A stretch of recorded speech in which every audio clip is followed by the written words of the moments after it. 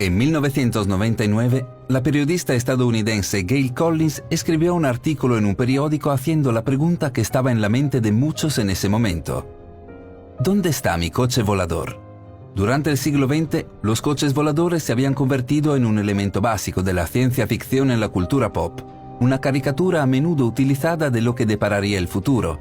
Y, sin embargo, en el cambio de milenio, los seres humanos todavía estaban firmemente en tierra, conduciendo a los consumidores de gasolina en carreteras agrietadas y atascados en el invierno. 20 años después, los teléfonos inteligentes han aliviado un poco la aprehensión tecnológica, pero la pregunta permanece. Aquí está la buena noticia. Los coches voladores, así como una letanía de otras tecnologías futuristas que antes solo se veían en las páginas de la ciencia ficción, están más cerca de lo que podemos imaginar. Pero no comienzan con oligarcas tecnológicos o innovación corporativa. De hecho, comienzan con los secretos del sonido.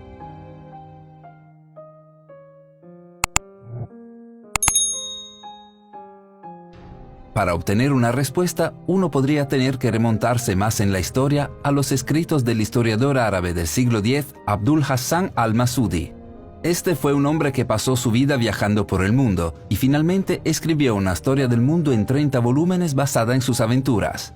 En esta obra, al-Masudi habló en detalle sobre Egipto, donde había pasado mucho tiempo, y de hecho donde se había asentado al final de su viaje. Una sección se destaca como particularmente relevante, donde al-Masudi explica cómo se construyeron las pirámides de Egipto. Considera que incluso hoy los científicos no tienen una explicación concreta de cómo se construyeron las pirámides, cómo se movieron y apilaron los 2,5 millones de bloques de piedra que pesaban 2,5 toneladas cada uno. Fueron movidos y apilados sin maquinaria moderna. Muchos han sugerido que deben haber sido necesarios decenas de miles de esclavos, muchas décadas moviendo piedras con cuerdas y poleas. Pero al-Masudi ofreció una explicación diferente, presumiblemente directamente de las bocas y los registros de los egipcios que se habían convertido en sus compatriotas. Describió cómo cuando querían mover una piedra, los antiguos egipcios colocaban un trozo de papiro impreso con símbolos inusuales debajo. Desde allí golpeaban una varilla de metal contra la piedra, en cuyo punto levitaba del suelo. Y luego guiaban la piedra a lo largo de un camino cercado con varillas de metal adicionales hasta que caía. Luego repetían el proceso hasta que la piedra estaba en el lugar deseado. En su libro, al-Masudi escribió: al llevar a cabo el trabajo, se colocaron hojas de papiro o papel, inscrito con ciertos caracteres, debajo de las piedras preparadas en las canteras, y al ser golpeados, los bloques se movieron en cada momento la distancia de un tiro de arco, que sería un poco más de 200 pies, y así gradualmente llegaron a las pirámides.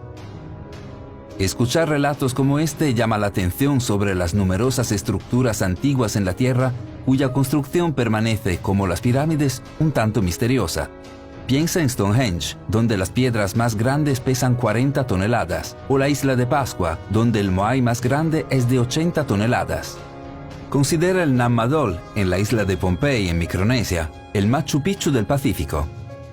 Una ciudad perdida construida en el 200 a.C., usando cientos de troncos de piedra, cada uno de 18 pies de largo y varios pies de diámetro, que pesan 2,5 toneladas.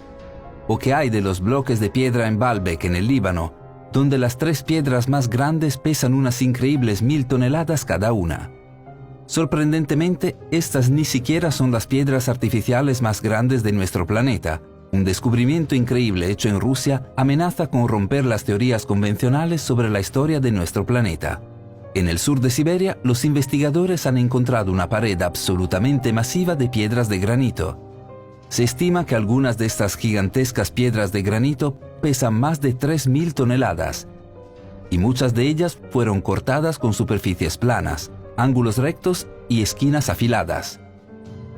Nunca antes se había descubierto nada de esta magnitud.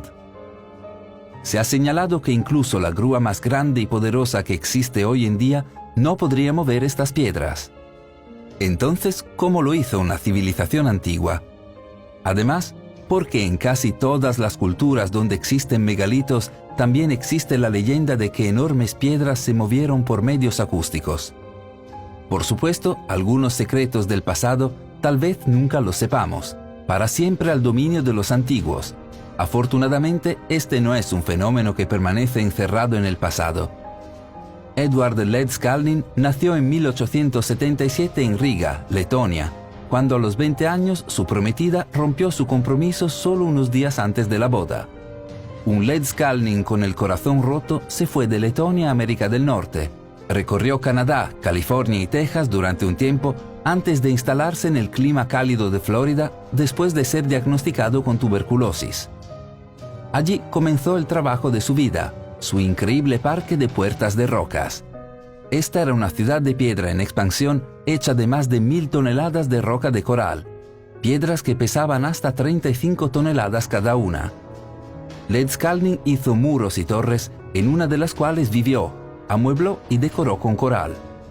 Curiosamente, Ledz-Kalnin nunca dejaba que nadie lo viera trabajar, y muchos se preguntaban cómo un hombre de 5 pies de alto, de 100 libras de peso y con tuberculosis, podría haber cortado, moldeado, levantado y maniobrado toda esa roca en su lugar por sí mismo. Considera en 1986, mucho después de la muerte de Ledz-Kalnin, la puerta del parque, que para entonces había sido rebautizado como Castillo de Coral y se había convertido en una importante atracción turística, se rompió y se necesitaron 6 hombres con una grúa de 45 toneladas para arreglarla.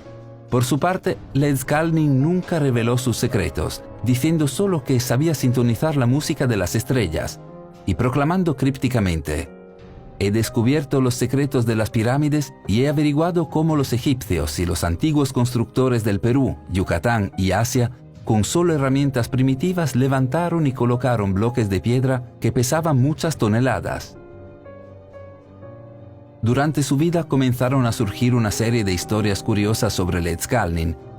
Sus vecinos informaron que lo habían escuchado cantarle a su coral, mientras que un grupo de adolescentes juraban haberlo visto flotar bloques de coral por el aire como globos de hidrógeno. Además, después de su muerte, se encontró una gran reserva de equipos de radio en las profundidades del castillo, así como una habitación insonorizada, herméticamente sellada, que algunos han especulado que podría haberse utilizado para experimentos de sonido. ¿Es posible que los secretos de las pirámides de las que hablaba Ledz-Kalnin fueran los mismos que registró al-Masudi? En nuestro vídeo sobre los poderes y habilidades de los monjes budistas, que curiosamente fue considerado inapropiado u ofensivo, y también estrictamente restringido por edad por YouTube, mencionamos la historia de un misterioso sueco conocido solo como Dr. Jarl, que en la década de 1930 llegó al final de un largo viaje al corazón del Tíbet, viajando primero en avión y luego en una caravana de yaks a través del terreno montañoso hasta un lugar donde pocos occidentales habían estado antes. Años antes, cuando era joven y estudiaba en la Universidad de Oxford, Jarl se había hecho amigo de un estudiante tibetano con el que había mantenido una relación de por vida. Fue este amigo quien le pidió, le suplicó de verdad, que viniera al Tíbet para tratar a una lama prominente que se había enfermado. Se publicó un relato del viaje de Jarl en una revista alemana, detallando su tiempo en el Tíbet y más específicamente una historia extraordinaria. Según Jarl, un día lo llevaron a un prado rodeado de altos acantilados. En uno de estos acantilados, a unos 250 metros del suelo, había una cueva y los inicios de lo que parecía ser un muro de piedra que estaban construyendo los lugareños. ¿Pero cómo?, se preguntó Jarl, sin ningún camino hacia la cornisa, excepto tal vez trepando una cuerda. Notó con curiosidad que en el prado estéril había una enorme losa de roca pulida con una forma de cuenco tallada en el medio. De repente, una procesión de monjes que portaban instrumentos macizos apareció, enormes tambores de hierro y cuernos de 3 metros de largo. Los monjes usaron un buey para arrastrar una roca sustancial sobre la losa lisa de roca en el prado. Luego colocaron sus instrumentos alrededor y comenzaron a tocar, golpeando los tambores de hierro con mazos de cuero y haciendo sonar sus cuernos. Lo que siguió conmocionó a Jarl. Como registra el relato, cuando la piedra estuvo en su lugar, el monje detrás del pequeño tambor dio una señal para comenzar el concierto. El pequeño tambor tenía un sonido muy agudo y se podía escuchar incluso con los otros instrumentos haciendo un estruendo terrible. Todos los monjes estaban cantando y entonando una oración, aumentando lentamente el tempo de este increíble ruido. Durante los primeros 4 minutos no pasó nada, Luego, a medida que aumentaba la velocidad de los tambores y el ruido, el gran bloque de piedra comenzó a balancearse y balancearse, y de repente despegó en el aire con una velocidad creciente en la dirección de la plataforma frente al agujero de la cueva, a 250 metros de altura. Después de 3 minutos de ascenso, aterrizó en la plataforma. Asombrado, Jarl observó a los monjes repetir este proceso una y otra vez, moviendo 5 o 6 rocas cada hora a medida que la pared de roca crecía lentamente. No podía creer lo que veía, asumiendo que debió haber sido hipnotizado o drogado o engañado de alguna otra manera, por lo que instaló una cámara para grabar el proceso. Mirándolo más tarde, vio exactamente lo que pensó que había visto, roca por roca levitando como por arte de magia. Curiosamente, cuando Jarl regresó a Europa, la sociedad científica que había patrocinado su viaje confiscó sus vídeos y posteriormente desaparecieron. Años después, la pregunta permanece: ¿qué había en esas cintas? ¿Jarl estaba hipnotizado o alucinando? ¿O estos monjes tibetanos poseían algún tipo de conocimiento secreto que les permitía lanzar piedras por el aire? ¿Fue la música de las estrellas de Led Skalning la misma que presenció el Dr. Jarl en el Tíbet? Buenas noticias. Estas no son preguntas sin respuesta. No son preguntas relegadas al reino de los mitos y leyendas. De hecho, ahora están firmemente en la arena de la ciencia. Se llama levitación acústica, es decir, cuando el sonido se utiliza para contrarrestar la fuerza de la gravedad. Simplemente, cuando las ondas sonoras rebotan en una superficie, la interacción entre las compresiones y rarefacciones creadas provoca interferencias. Ocasionalmente, los reflejos y la interferencia se combinan para crear lo que se llama una onda estacionaria. Estas son ondas de sonido que parecen vibrar, en lugar de viajar de un lugar a otro. Por lo tanto, onda estacionaria. Fundamentalmente, cuando la orientación de una onda estacionaria es paralela a la fuerza de gravedad, el efecto es la levitación.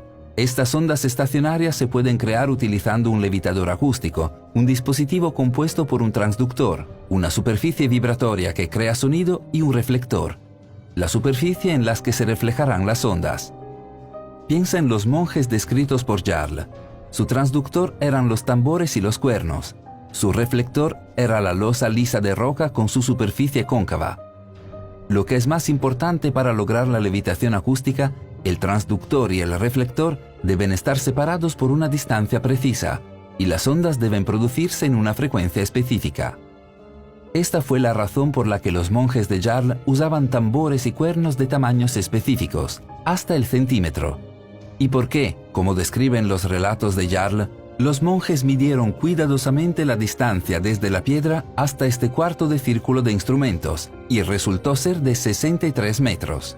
8 de los 13 tambores tenían exactamente el mismo tamaño que la piedra, 1 metro de ancho y 1,5 metros de largo. 4 de los tambores eran más pequeños, pero tenían exactamente 1/3 del volumen del tambor más grande, con 0,7 metros de ancho y 1 metro de largo. Un tambor adicional era el más pequeño, con 0,2 metros de ancho y 0,3 metros de largo, nuevamente en perfecta proporción armónica.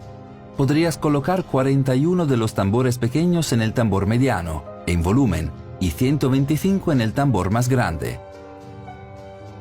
Dicho de manera sucinta por el autor Bruce Katy, el secreto está en la ubicación geométrica de los instrumentos musicales en relación con las piedras a levitar y la afinación armónica de los tambores y trompetas.